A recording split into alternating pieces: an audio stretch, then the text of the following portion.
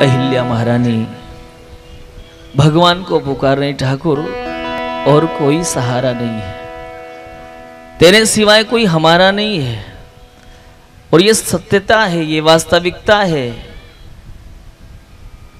कि अगर किसी का भरोसा किया जा सकता है तो सिर्फ भगवान का भरोसा हो सकता है, बाकी किसी का नहीं। हम जिसका भरोसा करें बीच में ठाकुर जी को स्थापित कर दे, ठाकुर जी आपके भरोसे पर मैं इस व्यक्ति पर भरोसा कर रहा हूं। हमारे भरोसा का केंद्र बिंदु भगवान हो, और अगर भगवान को अपना भरोसा, भगवान पर भरोसा करेंगे ना, भगवान के भरोसे रहने वाले का कभी नुकसान नहीं होता है जी, कभी नुकसान नहीं होता, क्योंकि भगवान का स्वभाव है गई बहोरी गरीब निवाजू, सरल सबल साहेब रघुराजू। तो ठाकुर जी पर किसी ने भरोसा कर लिया ना, तो उसकी गई हुई वस्तु भी उसके पास आ ही जाती है, आ जाती है। कैसे आ जाती है? भगवान की सरलता से आ जाती है, क्योंकि ठाकुर बहुत सरल है। अगर गई हुई वस्तु सरलता से आ सकती है तो मेरे राघव सरकार जैसा सरल कोई नहीं है, सरलता से उसको ला करके दे देगा। अगर सरलता से नहीं आती तो सरल के बाद सबल, राम जी जैसा बलवान कोई है क्या? नहीं है। गई बहोरी गरीब नवाजू, और सरल सबल, वो सबल भी है, इतना ही नहीं वो साहेब है, सबका स्वामी है, ला करके लौटा देगा। भरोसा तो रखो उस पे। अहिल्या ने भरोसा रखा है, और वो दिन आया, भगवान श्री राम विश्वामित्र जी के साथ उस रास्ते गुजरते हैं, आश्रम को देखते हैं, गुरुजी से पूछते हैं, गुरुदेव ये कैसा आश्रम है? यहां पर न कोई वैदिक विद्वान विराजमान है, न ही कोई वटुक है, न ही कोई वेद पाठ हो रहा है, न ही कोई यज्ञ हवन इत्यादि हो रहा है, बिल्कुल बियाबान सा आश्रम। ये कैसा आश्रम है? पढ़ते नहीं पंडित वेद यहाँ, और कोई ऋषि भी आते नजर नहीं, पंछी करते किल्लोल नहीं, कोई मुनि भी आते नजर नहीं। पथ में ये शिला पड़ी कैसी, और पूछने लगे रघुराई जब, मुनि ने प्रसन्न हो उसी समय, किस कारण कथा सुनाई सब। बताते रघुनाथ ये गौतम नारी है, हो गई शिला ये श्राप के बस, शापित हो गई। उद्धार कैसे होगा? कैसका उद्धार पतित पावन, रघुनंदन जी है आपके बस। राघव सरकार इसका उद्धार सिर्फ आप कर सकते हैं, दूसरा कोई नहीं कर सकता। राम जी ने कहा, गुरुदेव मैं कैसे इसका उद्धार कर सकता हूं? ये ब्राह्मण स्त्री है, ये ब्राह्मणी है, और मैं क्षत्रिय रूप में आया हूं।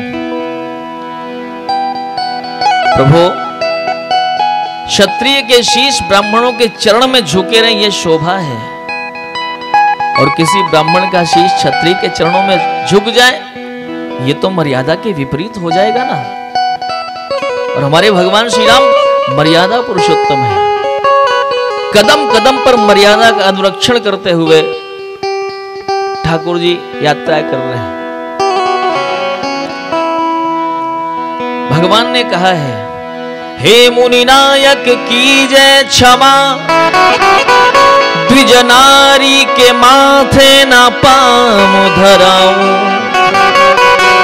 क्योंकि ब्राह्मण की तीय हो पुनि क्षत्रिय, तो क्यों निज माथ कलंक लगा। ये ब्राह्मण ही है गुरुदेव, कैसे अपने चरणों का स्पर्श इसे दे दूं? गुरुजी एक बात कहूं? विश्वामित्र जी ने कहा कहो राम। कहा गुरुजी आपकी भी तो तपस्या कम नहीं है, आप ही इसका उद्धार कर दो ना। और जैसे विश्वामित्र जी से कहा गुरुजी आप ही उद्धार कर दो, इतना कहना था कि विश्वामित्र जी के दोनों आंखों से झरझर आंसू बहने लगे, रोने लगते हैं, सारा शरीर कांपने लगता है। और कांपते हुए गुरुजी ने कहा कि राम, मेरे जन्म जन्मांतर कल्प कल्पांतर युग युगांतर की तपस्या मिल करके भी तेरे चरणों के धूल की बराबरी नहीं कर सकता है राम, इसलिए इसका उद्धार अगर कोई कर सकता है सिर्फ आप कर सकते हो, दूसरा कितने भी बड़े तपस्वी बन जाओ। कौन बोल रहा है जी? विश्वामित्र जी बोल रहे हैं। विश्वामित्र जी कोई साधारण संत नहीं है, कोई साधारण तपस्वी नहीं है, ऐसे तपस्वी हैं जो दूसरे ब्रह्मा बनने की सामर्थ्य जिनके अंदर है। दूसरे ब्रह्मा बन गए, त्रिशंकु को सशरीर स्वर्ग भेज दिया, देवताओं ने धक्का लगा दिया, गुस्सा लगी विश्वामित्र जी को, कहा ब्रह्मा तुम्हारी बुद्धि खराब हो गई है, मैं त्रिशंकु के लिए नया स्वर्ग बनाऊंगा। नई सृष्टि आरंभ कर दी महाराज, नई नई वस्तुएं बनाना शुरू कर दी।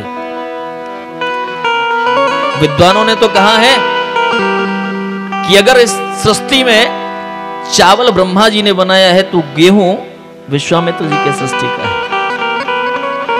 गाय अगर ब्रह्मा जी ने बनाया है तो भैंस विश्वामित्र जी की सृष्टि की है।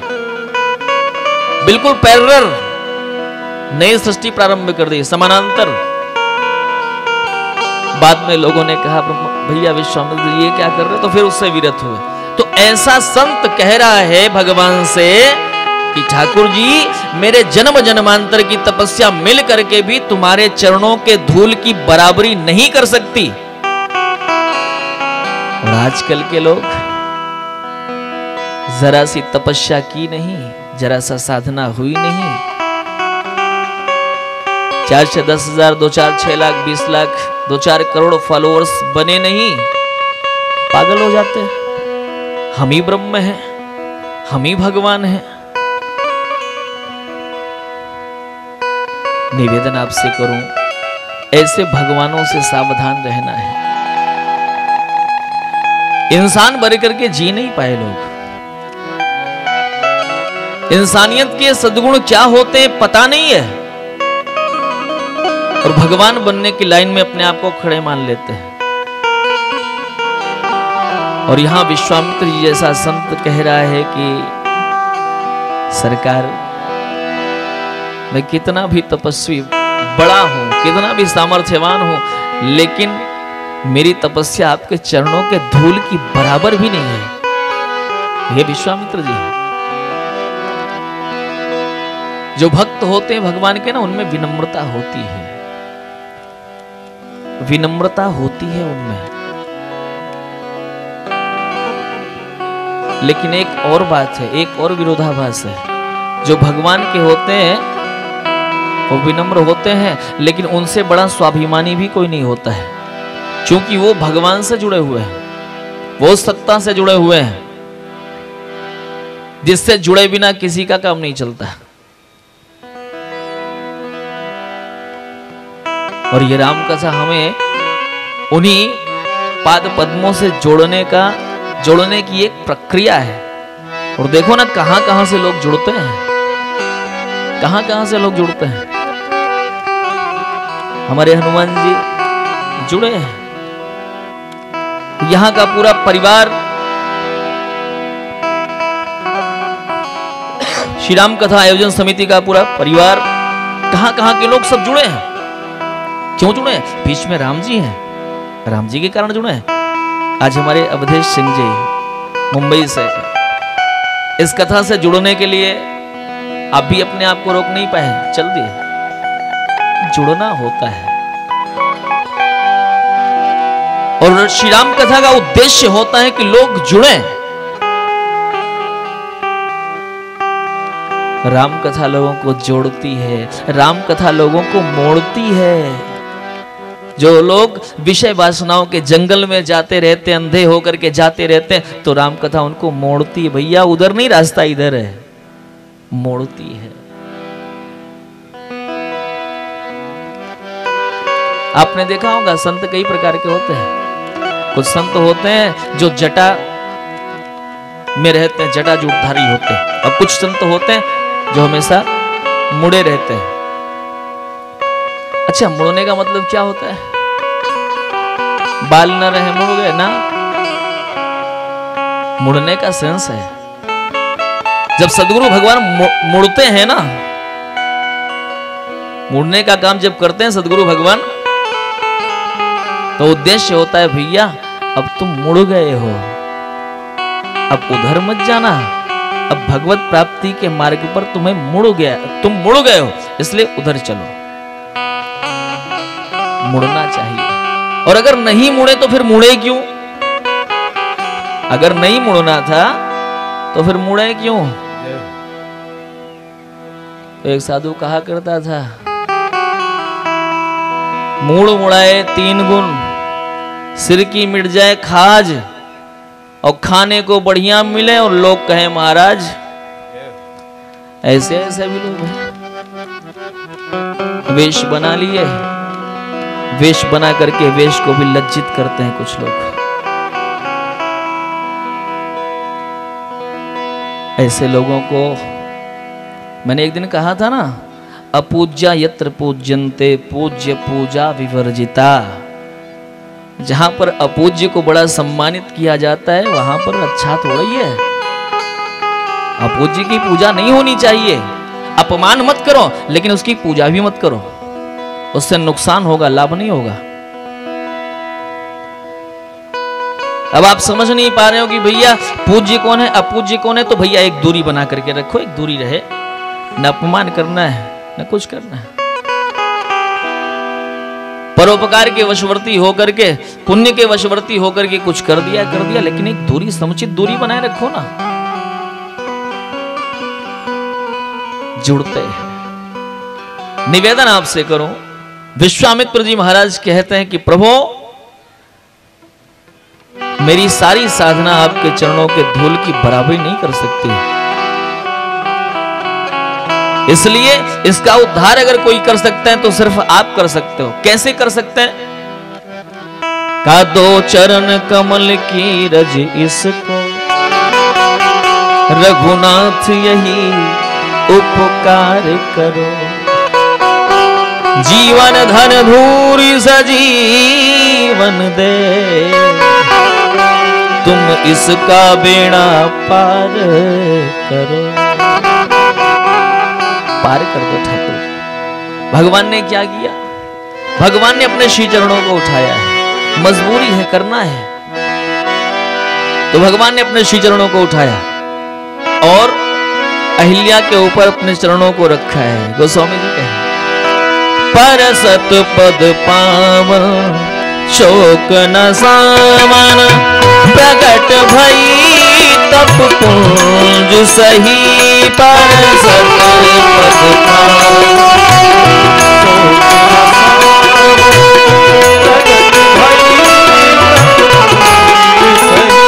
देखत रघुनायक जन सुखदायक, सनमुख होई करि जोरी रही दे।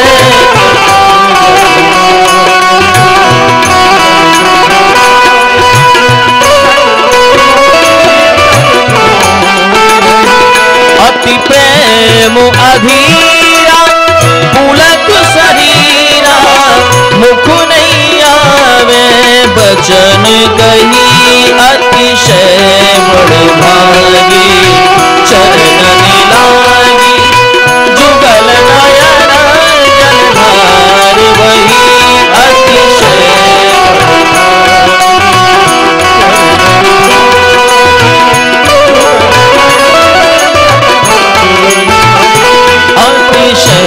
बड़ भागी चरण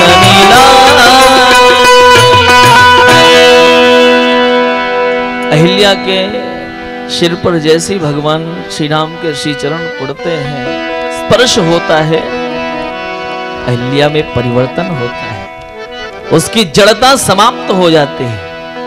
एक बात आपसे बताऊं, अहिल्या को जड़ बना दिया गया था, पत्थर बना दिया गया था गौतम ऋषि के श्राप से, लेकिन अहिल्या को सारे कष्टों की अनुभूति होती थी। शीत ऋतु में उसे ठंडी लगती थी, कोई उसे शाल देने वाला नहीं रहता था। बरसात के मौसम में भीगा करती थी, सारा शरीर ठंड से बिल्कुल कांपा करता था, लेकिन कोई उसके ऊपर छाता लेकर के खड़ा होने वाला नहीं था। कोई मच्छर काट गया, कोई जीव जंतु काट गया, तड़प रही है, भगवान को याद कर रही है। ये बुद्धि की जड़ता भगवान के संस्पर्श से ही ठीक होती है। और अहिल्या जैसे स्पर्श प्राप्त करती है, दिव्य वपु धारण करके सामने भगवान के चरणों में गिर जाती है। अपने आंसुओं से ठाकुर जी के चरणार बिंदों को धो डालती है और रो करके कहती है कि प्रभु, मुनि श्राप जो दीन्हा अति भल कीन्हा, परम अनुग्रह में माना। सरकार, अगर मेरे पतिदेव ने मुझे श्राप न दिया होता तो आपके चरणों का स्पर्श मुझे कैसे मिलता। ये हमारे यहाँ की देवियां हैं, ये हमारे भारतवर्ष की देवियों का इतिहास है। पति ने श्राप दे दिया, भयंकर श्राप दिया, इसके बाद भी मुनि श्राप जो दीन्हा अति भल कीन्हा, परम अनुग्रहमय माना। बड़ी कृपा हुई मेरे पति देव की, इसीलिए आपके चरणों का संस्पर्श मिला है।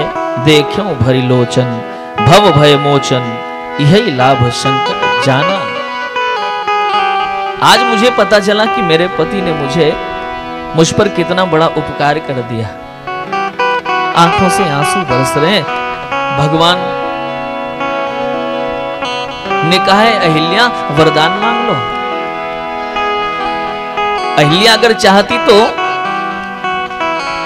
सभी तरह की मुक्ति प्राप्त कर सकती थी, मुक्ति प्राप्त कर सकती थी, कुछ भी प्राप्त कर सकती थी, लेकिन अहिल्या ने क्या मांगा? अहिल्या ने कहा कि सरकार, मुझे सिर्फ एक वरदान दे दो कि मैं अपने पति के चरणार बिंदों से जो दूर हुई हूं ना, मुझे वही स्थान दोबारा से प्राप्त हो जाए और मुझे कुछ नहीं चाहिए। मैं जो पति की सेवा से विमुख कर दी गई, मुझे पुनः सन्मुख कर दिया जाए और मुझे कुछ नहीं चाहिए।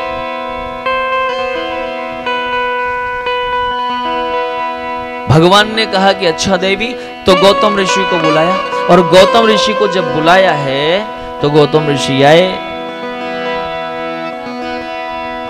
भगवान ने अहिल्या से कहा, देवी देखो तुम्हारे पति देव आ गए, इनके साथ जाओ। अब एक बात आपसे बता दूं, अहिल्या महारानी तो भगवान श्री राम के चरणों का संस्पर्श प्राप्त करके बिल्कुल खोडस वर्षीया हो गई हैं, 16 साल की हो गई हैं। और गौतम ऋषि हजारों वर्ष के बूढ़े, सफेद सफेद दाढ़ी, बिल्कुल अजीब सा। तो अहिल्या ने भगवान को हाथ जोड़ करके बोला कि सरकार मैं जाऊं। भगवान ने कहा, तुमने तो कहा है ना कि पति के साथ जाना, तो पतिदेव खड़े, जाओ ना उनके साथ। अहिल्या एक बार गौतम ऋषि को देखती, एक बार भगवान को देखती और कहती, सरकार मैं जाऊं। भगवान तो अंतर्यामी है, भगवान ने जान लिया। भगवान ने कहा, अच्छा देवी क्या चाह रही हो? गौतम ऋषि की जो हजारों वर्ष की उम्र है उसको कम कर दूं, इनको 20 साल का बना दूं? अहिल्या ने कहा कि सरकार अब आप तो समझदारी हो। राम जी के चरणों का स्पर्श प्राप्त करके अहिल्या हुई 16 वर्ष की और गौतम ऋषि हो गए 20 वर्ष के। और जब अहिल्या को लेकर के जाने लगे हैं, गोस्वामी जी ने एक बात कही, गवने मुनि गौतम गौनो सोलवाई के। गौना समझ रहे ना? गौना विवाह के बाद होता है गौना। गौना में रोना गाना होता है, फिर बेटी विदा होती है।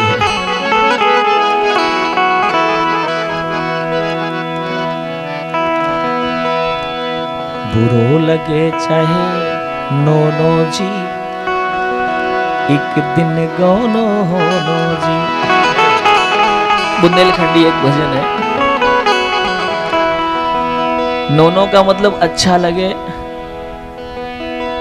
या बुरा लगे, गौना तो होना है। अपन लोग भी संसार में है, यहाँ रहने के लिए थोड़ी आए, यहाँ से गौना होना है, तैयारी कर लो।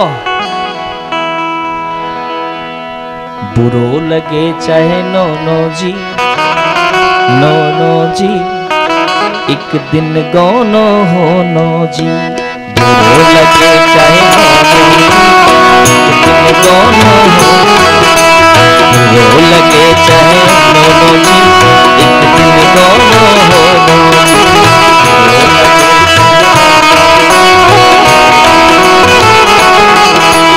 एक दिन गौनो हो नो जी। आए बुलौआ ये लौटत नैया, आए बुलौआ ये लौटत नैया, लौटत नैया ये लौटत नैया। आए बुलौआ ये लौटत नैया, चाहे तौल दो सोनो जी, सोनो जी, एक दिन गौनो हो नो जी। चाहे तौल दो सोनो जी,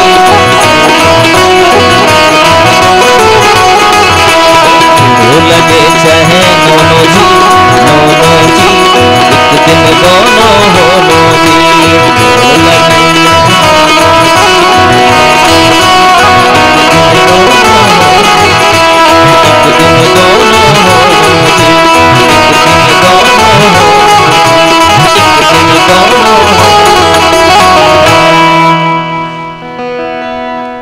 अहिल्या महारानी 16 वर्ष की और गौतम ऋषि 20 वर्ष के। और कैसे जा रहे हैं? गवने मुनि गौतम गौनो सोलवाई के। जैसे गौना कोई दूल्हा अपनी दुल्हन को गौना लेकर के जा रहा हो, वैसे गौतम ऋषि लेकर के जा रहे। अहिल्या का उद्धार हो गया। लेकिन गजब की बात है जी, जिसका उद्धार हुआ वो तो प्रसन्न है, और जिसने उद्धार किया है वो दुखी हो गया। राम जी दुखी हो गए। क्यों दुखी हो गए? क्योंकि राम जी को लगा कि मैंने एक ब्राह्मण स्त्री को अपने चरणों का स्पर्श दे दिया, मुझसे पाप हो गया। ये राम जी हैं। रामो विग्रहवान धर्म। राम जी धर्म के साक्षात विग्रह है। मर्त्यावतारास्तिमर्त्य शिक्षणम रक्षो वधायेव न केवलम विभो। भगवान का जो मर्त्यावतार होता है ना, सिर्फ राक्षसों का विनाश करने के लिए नहीं होता है। मर्त्यावतारास्तिमर्त्य शिक्षणम, वो संसार को शिक्षा देने के लिए होता है। और रामावतार तो शिक्षा देने के लिए हुआ है। राम जी ने जो किया है ना, वो करणीय है। राम जी ने जो किया है वो करने योग्य है, और कन्हैया ने जो कहा है वो करने योग्य है। कन्हैया ने जो किया है, अगर उसको करने की कोशिश करोगे तो हर चौराहे पे पिटना पड़ेगा। कन्हैया ने किया है, आप थोड़ी कर सकते हो, हम आप थोड़ी कर सकते हैं। तो कन्हैया ने किया है। भगवान श्री राम को लगा कि मुझसे पाप हो गया है। अच्छा, जब पाप कोई बन पड़े, पाप क्या हो गया? ये एक ब्राह्मण स्त्री मेरे चरणों से छू गई, मुझसे पाप हो गया। और हम लोग हैं, अगर हम लोग के चरण कोई ना छुए तो हम लोग के बड़ा पापी है। चरण नहीं छुआ इसने, और राम जी का चरण छू गया, तो राम जी को लग रहा है कि मेरे से पाप हो गया। तो क्या करें? तीर्थ में जाएं। अगर कोई पाप हो जाए तो तीर्थ में जाना चाहिए। और तीर्थ में जाना चाहिए तो 3 काम करना चाहिए। पहले, तीर्थ का महात्म्य श्रवण करें। इसके बाद जो तीर्थ में महत्वपूर्ण नदी है उसमें स्नान करें। और फिर तीसरी बात, दान करें। महात्म्य सुनने से, तीर्थ का महात्म्य सुनने से मन की पवित्रता होती है। बहुत ध्यान से सुनना। तीर्थ का महात्म्य सुनने से मन की पवित्रता होती है। तीर्थ में स्नान करने से तन की पवित्रता होती है।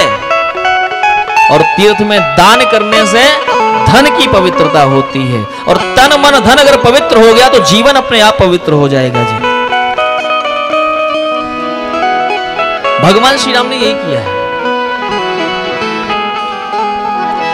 तीर्थ में आए हैं, गए जहां जग पावनी गंगा, गए जहां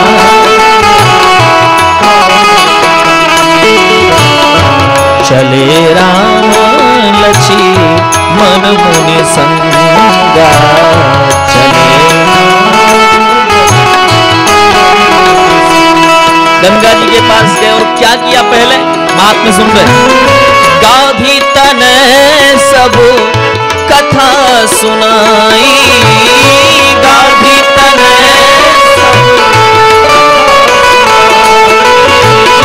गाधी तने सब कथा सुनाई, गाधी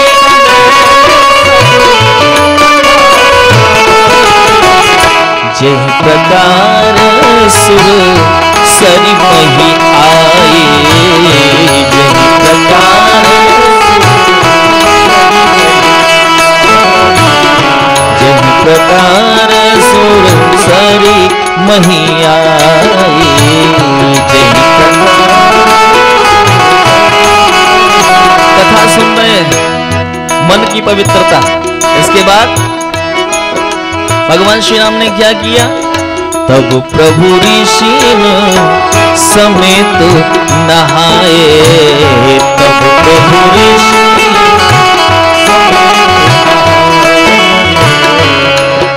स्नान हो गया। अब विविध दान मही देवन पाए, विविध दान। और जब पाप का प्रायश्चित कर लिया तब हरषि चले मुनि विरुद्ध सहाया, हरषि चले हरषि चले मुनि विरुद्ध सहाया, हरषि चले भेगी विदेह नगर नियराया,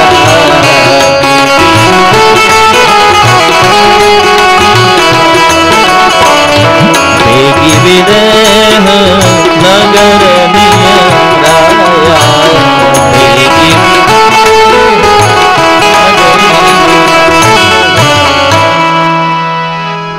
भगवान श्री राम ने जब पाप का प्रायश्चित कर लिया है, कहते मां गंगे मेरे 60,000 पूर्वजों को तुमने क्षण मात्र में तार दिया था, आज ये अपराधी राम भी तेरी शरण में आया है, क्या तारोगी नहीं। गंगा मैया ने भगवान को कोई क्या तारेगा जी। लेकिन धन्य है मेरा ठाकुर, मर्त्य अवतारास्ति है मर्त्य शिक्षणम रक्षो वधाय न केवलम विभो। भगवान ने दुनिया को संदेश दिया है अपने आचरण से, बोल करके नहीं, अपने आचरण से। निवेदन आपसे करूं, भगवान श्री राम मिथिला में पहुंच रहे हैं, बेग विदेह नगर नियर आया, नगर पास में आ गया है। अच्छा, कहने का तरीका देखो गोस्वामी जी का, विदेह नगर नियर आया, राम जी नहीं जा रहे बल्कि नगर ही चला आ रहा है कि जल्दी से भगवान के चरणों का संस्पर्श मुझे प्राप्त हो जाता, मेरा जीवन धन्य हो जाता। भगवान श्री राम जैसे ही मिथिला में पहुंचते हैं मन प्रसन्न हो जाता है। अच्छा एक बात बताऊं, मिथिला नगरी बहुत गजब की नगरी है। श्री रामचरितमानस में 3 नगरों की विशेष चर्चा आती है। पहली नगरी श्री अयोध्या धाम, दूसरी नगरी मिथिला और तीसरी नगरी लंका। अयोध्या में सारे संत हैं लेकिन अपवाद हैं, कुछ दुष्ट प्रवृत्ति के भी हैं, तब भी थे अब भी हैं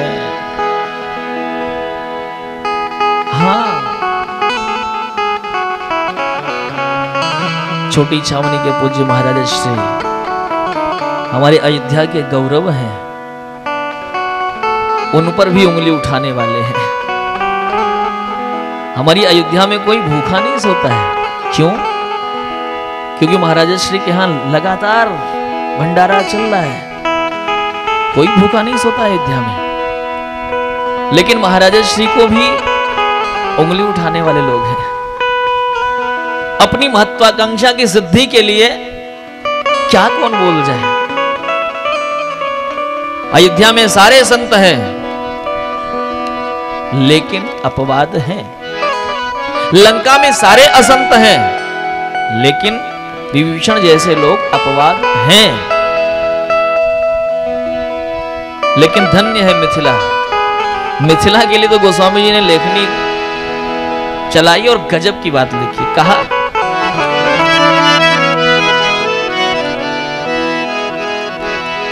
पुर नर नारी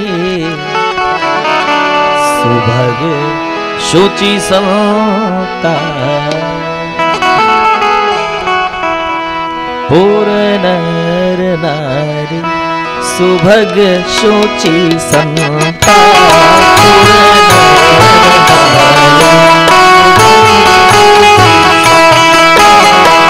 धर्मशील ज्ञानी गुणवंता,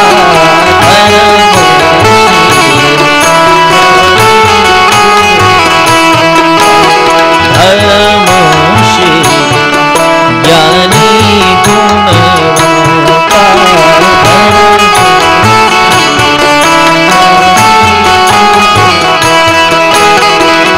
जनक जी का नगर बड़ा विचित्र, बड़ा दिव्य है। ये विदेह नगर है, ये देह नगर नहीं, विदेह नगर। सारे लोग संत है, पुर नर नारी सुभग शुचि संता। इतना ही नहीं, धर्मशील भी है, ज्ञानी भी है, गुणवंता भी, गुणज्ञ भी, कोई बचा नहीं। और निवेदन आपसे करूं, नगर की संरचना बड़ी दिव्य है। जैसा भवन था जनक जी का, वैसा ही भवन सभी का। नृप गृह सरिस सदन सब केरे,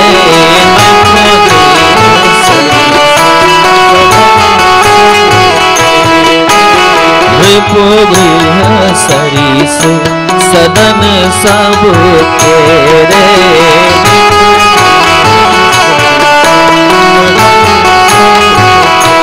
वो चाहे सूर सचिव सेनप बहु तेरे, सूर सचिव। सेना का कोई छोटा सा कार्य करता है, उसके लिए भी वैसा ही महल। सेना का सेनापति है, उसके लिए भी वैसा ही भवन।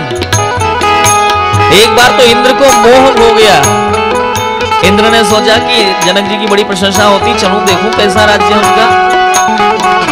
और जैसे ही आए इंद्र, उतरते हैं धरती पर तो देखा कि एक मणिमय अंगनाई में बैठ करके एक व्यक्ति सोने की बाल्टी में खूब बढ़िया स्नान कर रहा था। इंद्र ने जाकर के प्रणाम किया, महाराज जनक को देवराज इंद्र का प्रणाम स्वीकार हो। जैसे इतना कहा, वो बेचारा बाल्टी फेंक करके खड़ा हुआ। उसने कहा, महाराज आप कौन? कहा, मैं इंद्र।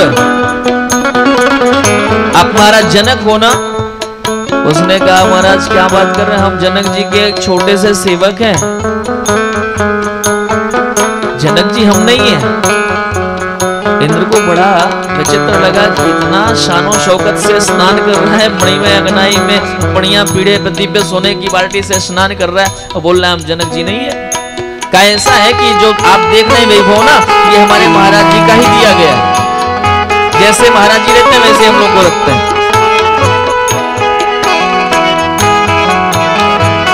सो बिलो सुरनायक मोहा, सो बिलो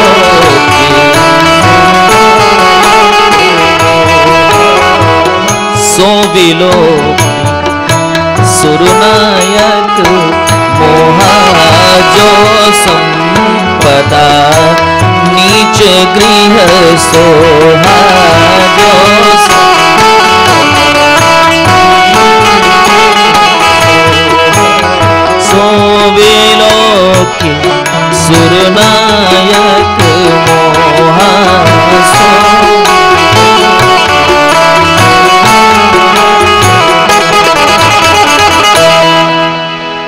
देवराजेंद्र भी मोहित हो जाते हैं श्री मिथिला धाम का ऐश्वर्य देख करके। मिथिला धाम में हम सभी लोग प्रवेश कर रहे हैं और मिथिला की अधिष्ठात्री कौन है? जानकी जी।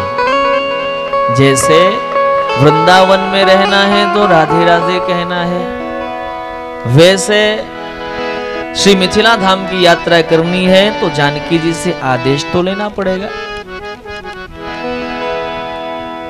वहां की अधिष्ठात्री है। मिथिला धाम की महिमा सर्वोपरि। एक बार एक सखी ने आपस में, सखियां मिथिला की चर्चा कर रही थी, एक सखी ने कहा कि सखी हमारी मिथिला को शास्त्रकारों ने बहुत महत्व नहीं दिया। मतलब ऐसा है ना, 7 पुरियां बड़ी पवित्र मानी जाती। 7 पुरियां कौन सी है? अयोध्या, मथुरा, माया, काशी, कांची, अवंतिका, पुरी, द्वारावती, गया, सप्तैता, मोक्षदायिका। ये 7 पुरियां हैं। उन पवित्र पुरियों में मिथिला का नाम नहीं है। उस सखी ने कहा कि देखो, जिन चीजों का वर्णन हो सकता है उन्हीं चीजों का वर्णन हो सकता है, और जो चीजें अवर्णनीय हैं उनका कोई क्या वर्णन करेगा। जनकपुर की महिमा अवर्णनीय है, अनिर्वचनीय है, इसलिए इसकी महिमा को कोई लिख नहीं सका है। ये लेखनी का विषय है। सखी कह रही, शुचि तीर्थ धाम अनेकन है, और सबकी अपनी अपनी गरिमा। सबका अपना महत्व है। सखी किंतु विदेह पूरी लखी के,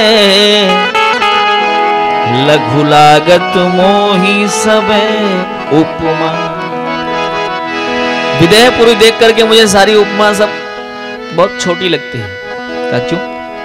का मिथिलेश से भूप और राजेश जहां, सबसे बड़ी के मिथिला महिमा।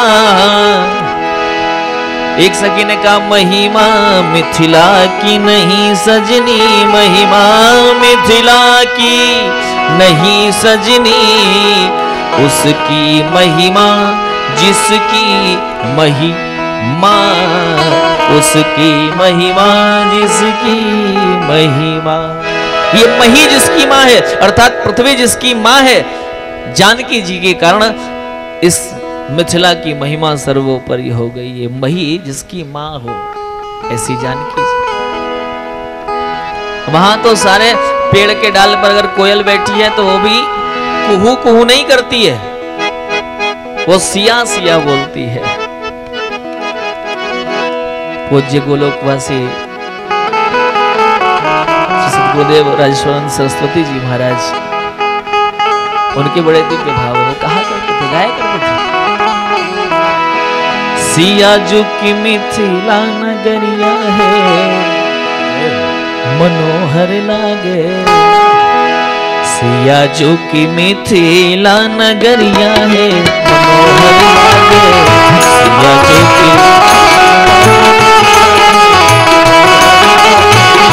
सिया जो की मिथिला नगरिया है, मनोहर लागे। सिया जो की मिथिला नगरिया हे मनोहर लागे, हे जी मनोहर लागे, हे मनोहर लागे, हेरी मनोहर लागे, हेरी मनोहर लागे, हेरी मनोहर लागे। सिया जो की मिथिला नगरिया है, मनोहर लागे। सिया जो की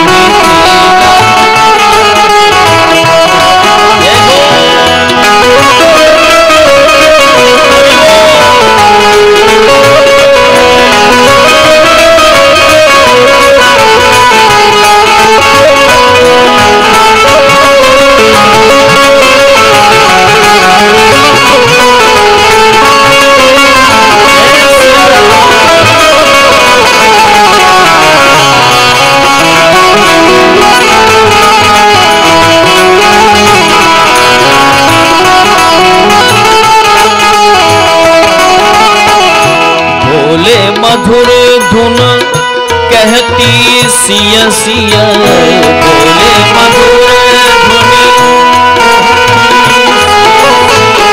बोले मधुर धुन कहती सिया सिया बोले मधुर।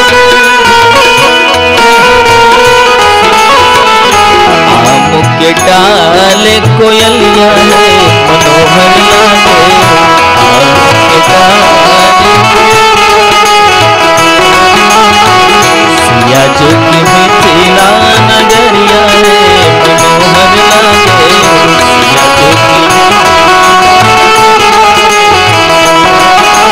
और नगर के निवासी कैसे हैं? नगर निवासिन के नैनन से, नगर निवासिन नगर निवासिन के नैनन से, नगर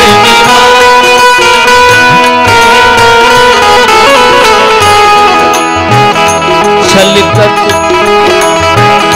छलकत प्रेम गगरिया है मनोहर लागे, छलकत प्रेम सिया जो कि मिथिला नगरिया है मनोहर लागे, सिया जो कि।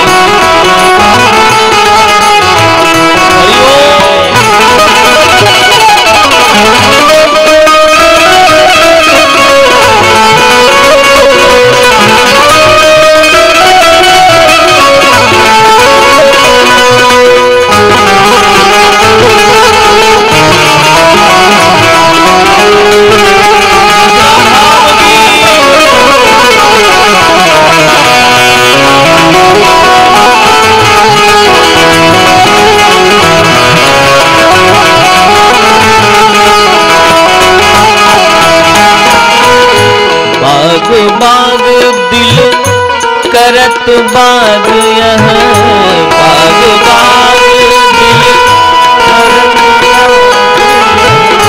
भगवान श्री राम शरद ऋतु में पहुंचे और बाग को देखते हैं ना, जब बगीचे को देखते हैं तो दिल बाग बाग हो जाता है। क्यों? बाग बाग दिल करत बाग यहाँ, बाग बाग क्यों? छाई बसंत बहरिया है मनोहर लागे, छाई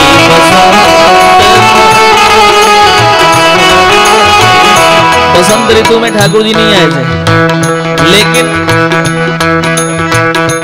बसंत ऋतु जब आई ना, उन बागों पर जब बसंत ऋतु आई तो पता चला बसंत ऋतु को तो भैया शरद ऋतु में ठाकुर जी आने वाले हैं, राम जी आने वाले हैं। तो बसंत ऋतु ने क्या किया? कब राम जी आवेंगे उनका दर्शन करके ही जाएंगी, तब तक वहीं रहेंगी। तो बसंत ऋतु आई तो फिर गई नहीं, भगवान का स्वागत करने के लिए तैयार है। छाई बसंत बहरिया है मनोहर लागे, छाई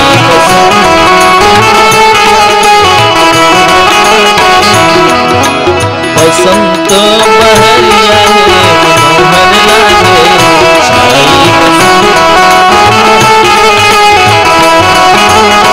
सिया जो कि मिथिला नगरिया है मनोहर लागे, सिया जो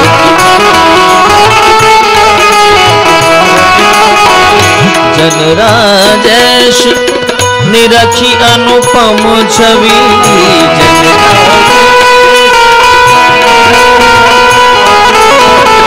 जनराजेश निरखी अनुपम छवि,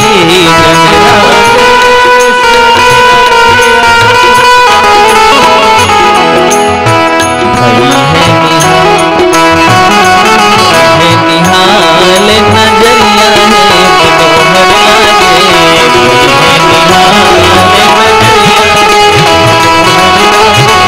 सिया जो कि मिथिला नगरिया है मनोहर लागे, सिया जो कि मिथिला।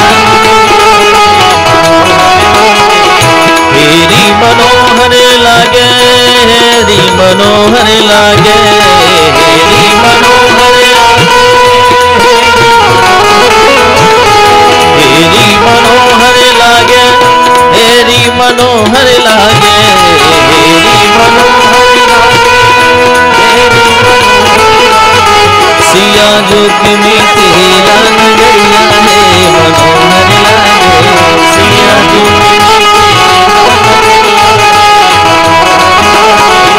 सिया जो कि मिथिला नगरिया है मनोहर लागे,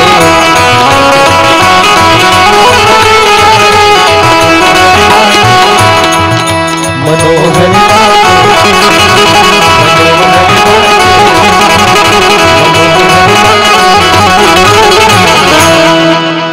बोले मिथिला धाम की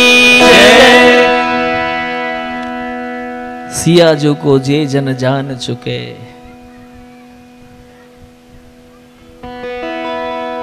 सिया जी को जो लोग जान चुके हैं ना, तिनकहु रसिक लाल रघुनंदन आपन मान चुके, सिया जी को जे जन जान चुके।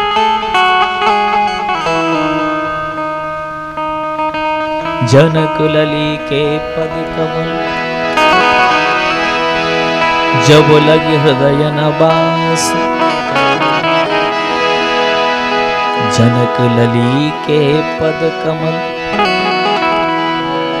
जब लगे हृदय न बास, तो राम भ्रमर आवत नहीं, तब लगी ताके पास। अंबा जानकी के चरण कमलों को हृदय में धारण कर लो, भगवान कभी न कभी आएगा ही।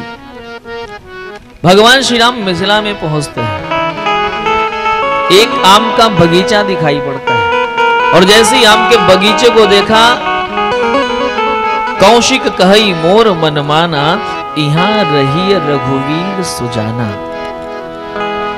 राघव, हम लोग यहीं रुकते हैं, इस आम के बगीचे में ही रुकते हैं। राम जी कह सकते थे गुरुजी आप रुक सकते हो, लेकिन हम लोग तो बहुत कोमल लोग हैं, हम तो दूध के फेन से भी कोमल बिस्तर पर सोने की आदती है, हम कैसे इस जंगल में रहेंगे? हम नहीं रह सकते, आप रहो, हम तो जा रहे हैं, हम नगर में रहेंगे, होटल में रहेंगे, लेकिन धन्य है मेरे राम जी। कहा राम, कौशिक कहे मोर मन माना, यहाँ रही रघुवीर सुजाना। राम जी ने एक शब्द नहीं बोला, भले ही नाथ कहे कृपा निकेता। गुरुदेव की जैसी आज्ञा, ये राम जी का रामत्व है, राम जी से सीख लेनी चाहिए हम लोगों को। गुरु जी ने बोल दिया तो बस बोल दिया।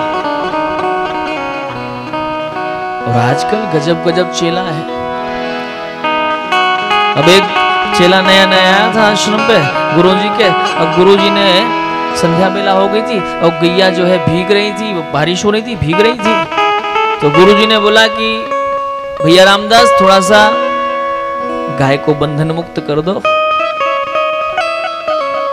रामदास ने कुछ देर सोचा और सोचने के बाद कहा गुरुजी मेरी क्या औकात जो मैं किसी को बंधन मुक्त कर सकूं, मैं तो खुद बंधन में हूं। बंधन मुक्त तो सिर्फ आप कर सकते हो सरकार, और आपके सामने मेरी क्या धृष्टता कि मैं बंधन मुक्त करूं। ऐसे ऐसे चिल्ला।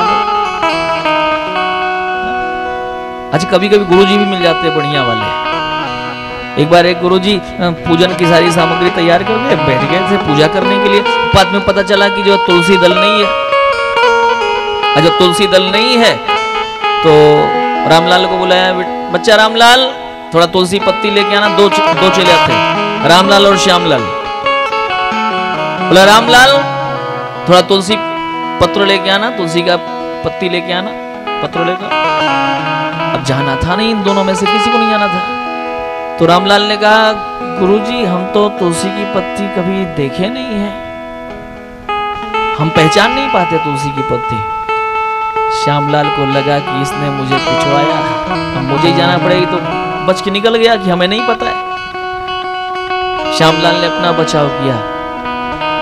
कहा मूर्ख, तुमको नहीं पता तुलसी का पत्ती कैसा होता है? वो केले के पत्ता जैसा बड़ा बड़ा होता है वो तुलसी का पत्ती। मतलब इसको भी नहीं पता। गुरुजी ने कहा अच्छा दोनों को पता नहीं है तुलसी पत्ती कैसी होती? कहा बिल्कुल नहीं पता है गुरुजी। अगर आप कहो तो बड़ा बड़ा जो मैं जानता हूँ केले के पत्ता जैसा बड़ा बड़ा कहो तो लेके चलाऊं, तुरंत लेके आऊंगा, आपकी आज्ञा मैं उल्लंघन नहीं कर सकता। गुरुजी ने कहा अच्छा ठीक है, एक काम करो, अब तो मैं पूजा पे बैठ गया, उठ नहीं सकता, तो एक तरफ से चौकी तुम पकड़ो, एक तरफ से चौकी तुम पकड़ो और लेके चलो हमें बगीचा में। अब दोनों बेचारे चौकी उठाए। रामलाल ने श्यामलाल से कहा भैया हम बच गए थे, तुम ही जाके तुलसी पत्ती लेके आए होते, कम से कम इतना बोझ तो ना ढोना पड़ता। लेकिन अब गुरुजी कह रहे हैं कि चलो बच्चा बगीचा में चलो, आज तुलसी पत्ती पहचानवा देंगे। और चौकी लेकर के दोनों ढोते हुए बगीचा में गए। और गुरुजी भी तुलसी के सामने ही है, सारा जंगल तुलसी का है। और फिर कह रहे हैं देखो बच्चा ये है रामा तुलसी, ये सफेद वाली रामा तुलसी है, और आगे चलो थोड़ा सा 1 किलोमीटर और लेके गए। और लेके जाने के बाद वो काली वाली तुलसी, तो बोला ये है श्यामा तुलसी, चलो तोड़ दो जल्दी जल्दी। तोड़ लिया। तोड़ने के बाद फिर जब आए वहां पे तो धीरे से पूछा अब तो तुलसी भूलेगी नहीं ना? कहा सरकार इस जन्म में तो भूलेगी नहीं, कई जन्म जन्मांतर तक अब तुलसी जी नहीं भूलने वाली है। तो गुरु होते हैं, कभी कभी अपनी गुरुता दिखा देते हैं। निवेदन आपसे कर रहा हूं कि भगवान श्री राम ने क्या किया? भगवान श्री राम से कहा यहां रहिए रघुवीर सुजाना। राम जी ने एक शब्द नहीं बोला, भले ही नाथ कही कृपा निकेता। ठीक है गुरुदेव, सारी व्यवस्था भगवान श्री राम करने लगे। जनक जी को समाचार मिला कि विश्वामित्र जी आए हैं, दौड़े भागे आते हैं। विश्वामित्र जी को प्रणाम किया है।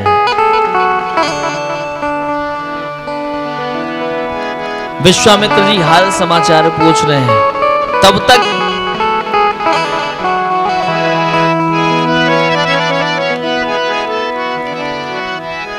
तेही अवसर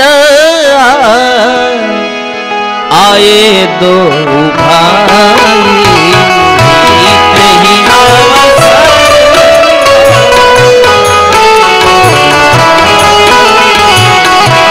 तेही अवसर आए दो भाई, तेही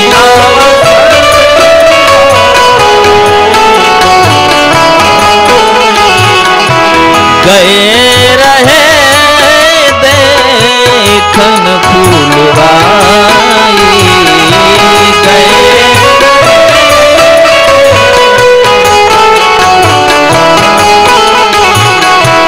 श्याम गौर मृदु वयस किशोरा, श्याम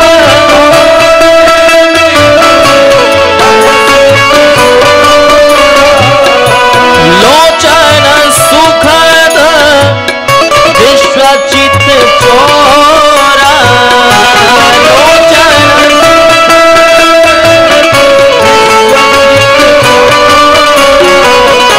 लोचन सुखद विश्वचित चोरा।